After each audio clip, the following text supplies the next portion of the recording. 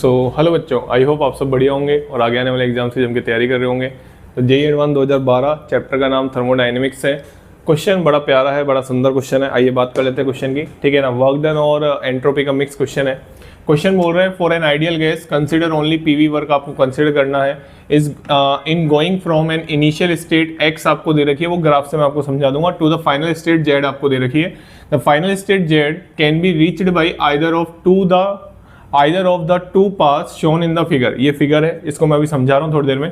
Which of the following choices is are correct, आपको correct बतानी है, ठीक है।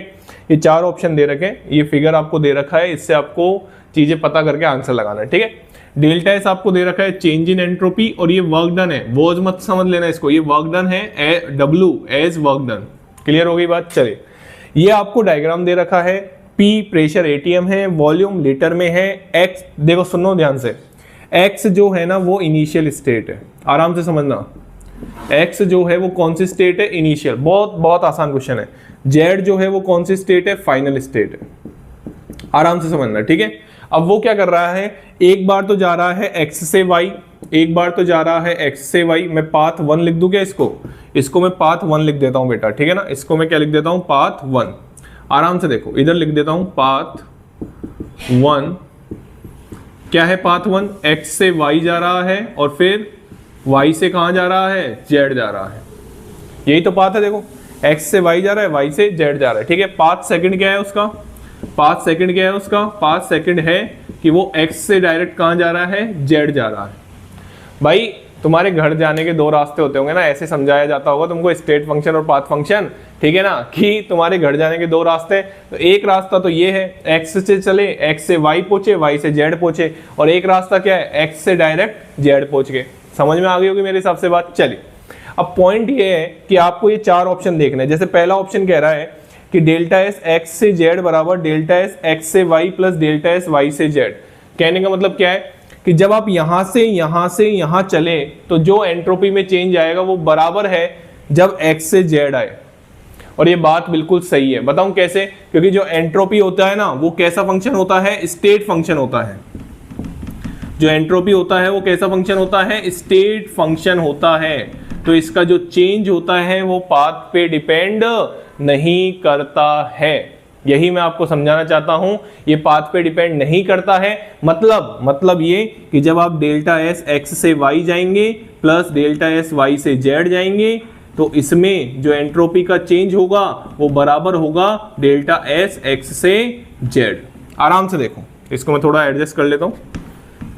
आराम से देखो कि जब x से y गए, y से z गए, एंट्रोपी का सम बराबर होगा x से z के, क्योंकि ये एक स्टेट फंक्शन होता है। एंट्रोपी में चेंज देखो, ध्यान से सुन लो, अगर इनिशियल स्टेट और फाइनल स्टेट सेम है तो रास्ता चाहे कोई सा भी हो, पाथ चाहे कोई सा भी हो, उनमें एंट्रोपी का चेंज बराबर ही होगा, क्योंकि स्टेट फंक्शन है। कैसा फंक्शन है? स्टेट फंक्शन है।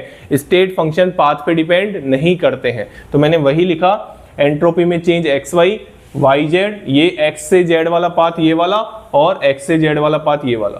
क्लियर हो गई बात? मतलब पहला ऑप्शन बिल्कुल सही है। बात समझ में आ गई। अब जो अपना वर्क डन है वो स्टेट फंक्शन नहीं है। वर्क डन जो होता है वो कैसा फंक्शन होता है? पाथ फंक्शन होता है बेटा।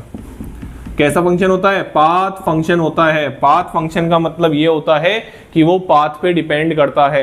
तो बेटा सीधा सा मतलब ये है कि जो आप एक्स से वाई जा रहे हैं, वाई से जेड जा रहे हैं, मतलब ये डब्ल्यू एक्स से जेड नॉट इक्वल टू होगा डब्ल्यू एक्स से वाई प्लस डब्ल्यू वाई से जेड। पाथ पे डिपेंड कर रहा है। किस पे डिपेंड कर रहा है? पाथ पे। अलग अलग रास्ते से आ रहे हैं, अलग अलग रास्ते से आ रहे हैं। एक एक्स से वाई जा रहा है, फिर वाई से जेड जा रहा है, और एक डायरेक्ट एक्स से जेड जा रहा है। तो ये वाला तो आंसर नहीं होगा, इसका ध्यान रखना।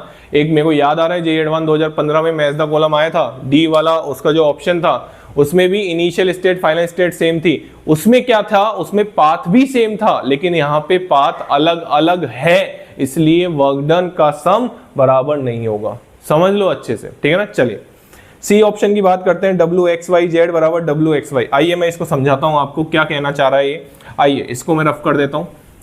बहुत आसान क्वेश्चन है, लेकिन समझ में आए तो आसान है, नहीं तो सब मुश्किल है बेटा, है ना। डब्ल्यू एक्स से वाई से जेड, ठीक है, तो इसको आप क्या लिख सकते हैं, ऑब्वियसली आप इसको लिख सकते हैं WX से Y प्लस WY से Z, ऑब्वियसली इसको आप ऐसे लिख सकते हैं, कोई टेंशन वाली बात नहीं है। चलिए अब मैं आपको बताऊं WX से Y, ये जो वर्क डन है वो क्या है, एट कांस्टेंट प्रेशर वाला है।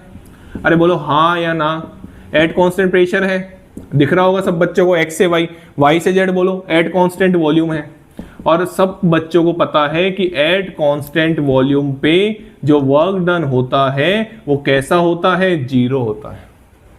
जी हाँ, एट कांस्टेंट वॉल्यूम W बराबर माइनस पी डेल्टा वी पढ़ते हो, अब डेल्टा वी जीरो हो गया यहाँ पे, तो वर्क डन भी क्या हो गया, जीरो। मतलब ये वाला ऑप्शन बिल्कुल सही है कि WXYZ बराबर क्या आएगा, WXY। क्लियर हो गई बात। चलिए इसके बाद डी ऑप्शन बोल रहा है डेल्टा X से Y, Y से Z। हाँ, डेल्टा X से Y, Y से Z बराबर डेल्टा S X से Y plus delta S Y से Z।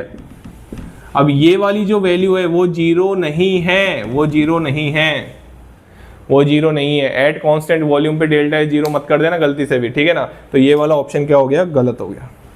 तो आंसर क्या हो गया इस क्वेश्चन के, इस क्वेश्चन के आंसर हो गए A और C।